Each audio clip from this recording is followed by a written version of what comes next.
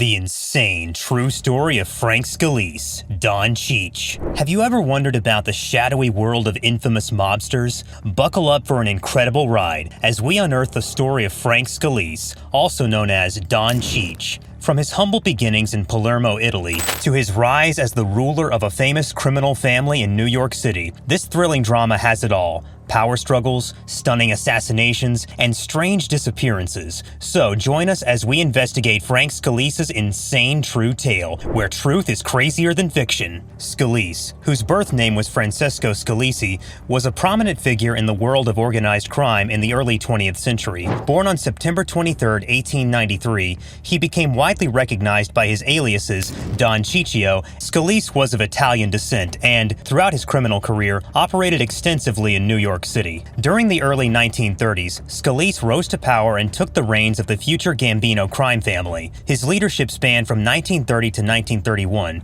during which he established himself as a formidable force within the criminal underworld. Following his tenure as the head of the Gambino family, Scalice assumed the role of consigliere, a trusted advisor and counselor from 1931 onwards. His expertise and influence played a crucial role in guiding the family's operations and decision-making. But first, let's take a look at his early life. His parents were Vincenzo Scalisi and Emanuela Privatera. Notably, he was a cousin of Anthony Gaggi's father and a third cousin of Dominic Montiglio, who was Gaggi's nephew. In pursuit of a better life, Frank, along with his brothers Thomas, Philip, Jack, Joseph, and Giovanni, made the journey to the United States in the 1910s, eventually settling in the Bronx. After arriving in the United States, Frank Scalice built his life in the Bronx's Little Italy area. He was married to Joan and was a devoted family man, raising 5 daughters and a stepson. They lived in the City Island section of the Bronx, where he sought to provide for them and create a secure environment. However, Frank Scalice chose a path that led him into the world of crime.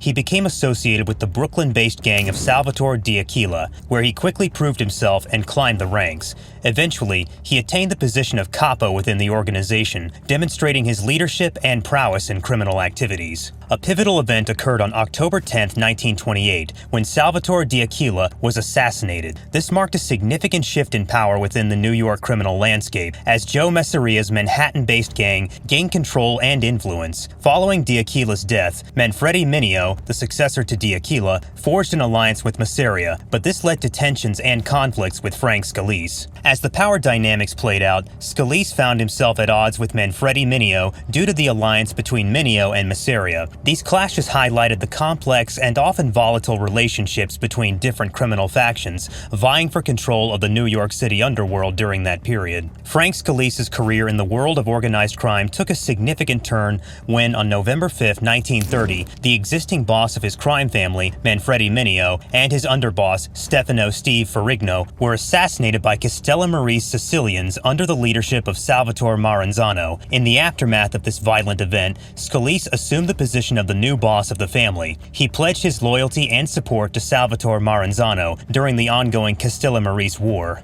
an internal conflict within the Italian-American mafia for control and dominance. The Castellamarese War eventually came to an end on April 15, 1931, when Joe Masseria, one of the major antagonists in the war, was killed. Following Masseria's death, Salvatore Maranzano initiated negotiations with other New York crime bosses to establish a truce and organize the power structure. In May 1931, they reached a peace agreement, leading to the formation of the infamous 5 families that would dominate the New York Mafia. As a result of this agreement, Frank Scalice was officially recognized as the Don of one of these families. However, the peace was short-lived, as Maranzano himself was assassinated on September 10, 1931. After Maranzano's death, Lucky Luciano emerged as a powerful figure and orchestrated significant changes within the mafia. Under Luciano's orders, Scalice was forced to step down from his role as family boss, and Vincent Mangano replaced him as the new head of the family. Despite this setback, Frank Scalice remained involved in criminal activities. Notably, on September 8, 1945,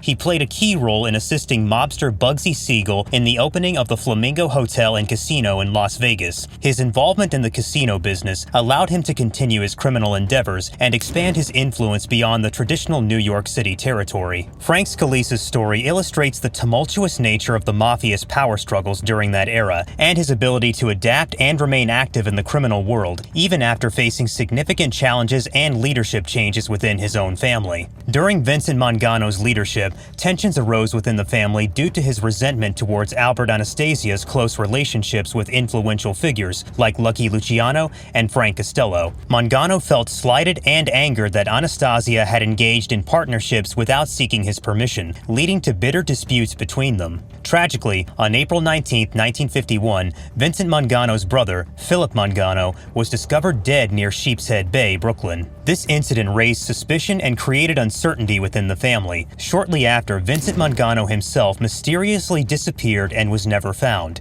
10 years later, he was legally declared dead, leaving his fate shrouded in mystery. It was widely believed that Albert Anastasia was responsible for the killings of both Philip and Vincent Mangano, further fueling the animosity between the factions. In the aftermath of the Mangano's deaths, Albert Anastasia took control of the family, assuming the position of boss. As part of his new leadership structure, Anastasia elevated Frank Scalice to the role of underboss. This move strengthened Scalice's influence and authority within the crime family, as he now held a position of significant power under Anastasia's command. These events marked a turning point for the family, with Anastasia solidifying his control and rearranging the leadership hierarchy. Frank Scalice's promotion to underboss positioned him as a key figure in the organization and underscored the importance of his loyalty and support in Anastasia's reign as the new boss. On June 17, 1957, Frank Scalice met a gruesome end when he was assassinated by two gunmen at a vegetable market in the Bronx. The motive behind the assassination was linked to Scalice's illicit activities, particularly his unauthorized selling of memberships within the crime family. The bold move of selling memberships without proper approval